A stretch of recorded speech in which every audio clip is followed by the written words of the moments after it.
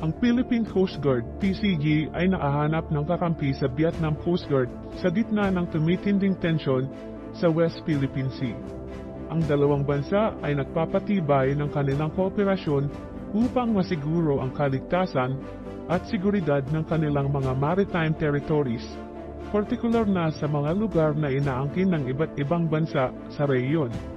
Ang alyansa na ito ay napapakita ng mas malakas na pagsuporta ng Vietnam sa mga hakbang ng Pilipinas para protektahan ang kanilang soberanya at mga karapatan sa karagatan laban sa mga banta at panghihimasok ng bansang China. Sa kabila ng iba't ibang hamon, ang kooperasyon ng dalawang Coast Guard ay isang mahalagang hakbang patungo sa mas mapayapa at ligtas na pag-navigate sa mga pinag-aagawang teritoryo. Ang Pilipinas at Vietnam ay may iba't ibang kasunduan at kooperasyon sa iba't ibang larangan kabilang ang seguridad, ekonomiya, edukasyon, agrikultura. Narito ang ilan sa mga pangunahing kasunduan. Una, Memorandum of Agreement of Defense Cooperation noong 2010. Ang kasunduang ito ay nagtatatag ng mas malalim na ugnayan sa pagitan ng mga sandatang lakas ng Pilipinas at Vietnam. Sinasaklaw nito ang mga aktibidad tulad ng mga joint military exercises, intelligence sharing, at pagpapalakas ng kooperasyon sa maritime security. Kalawa, bilateral trade agreements. Mayroong iba't ibang kasunduan sa kalakalan ng naglalayong pataasin ang trade volume sa pagitan ng dalawang bansa. Ang Pilipinas at Vietnam ay may partner sa Asian Free Trade Area o AFTA at mga bilateral agreement na sumusuporta sa pagpapalitan ng mga produkto kabilang ang bigas na isang mahalagang bahagi ng kalakalan ng Vietnam at ng Pilipinas. Ikatlo, Maritime and Fishery Cooperation. May mga kasunduan din ng dalawang bansa tungkol sa pangingisda at pangangalaga sa maritime resources. Layunin nito na itaguyod ang sustainable fishing practices at proteksyon sa mga maritime ecosystem na mahalaga para sa parehong bansa.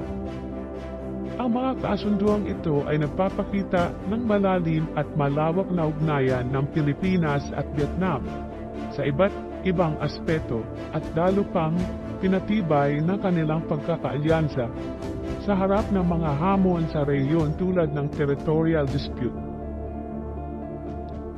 Ang mga kasunduang ito ay nagpapakita ng malalim at malawak na ugnayan sa Pilipinas at Vietnam. Ang girian sa pagitan ng China at Vietnam sa South China Sea ay isang matagal ng issue na nag-ugat mula sa magkakasalungat na pag-aangkin ng teritoryo sa reyong ito. Ang South China Sea ay isang mahalagang rehiyon dahil sa mga potensyal ng reserba ng langis at natural gas, pati na rin ang pagiging daan ng mga pangunahing rutang pangkalakalan. Ang China ay nag-aangkin ng halos buong South China Sea na tinatawag nilang Nine Dash Line. Isang pang-aangkin na hindi kinikilala ng international community. Kasama na ang Vietnam. Sa kabilang banda, ang Vietnam ay may sariling mga inaangking bahagi ng South China Sea. Kasama ang Spratly Island na kung tawagin sa Vietnam ay Truong Sa. At ang Parcel Island na kung tawagin sa Vietnam ay Huang Sa, na bahagi ng kanilang teritoryo. Nagkaroon ng maraming insidente sa pagitan ng mga barkong pandigma at mga barkong pangisda ng dalawang bansa na nagdulot ng tensyon at girian. Halimbawa, nagkaroon ng mga kaso kung saan pinipigilan ng China ang mga Vietnamese na barko mula sa pangingisda o eksplorasyon sa lugar na inaangkin ng Vietnam.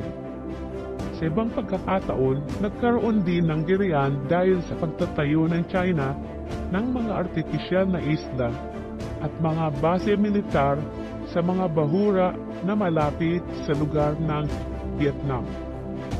Ang sitwasyon ay nananatiling sensitibo at kahit na may mga diplomatikong pagsisikap na lutasin ang issue, patuloy ang mga girian dahil sa hindi pagkakasundo sa mga karapatan sa teritoryo at pagmamay-ari ng mga isla sa South China Sea.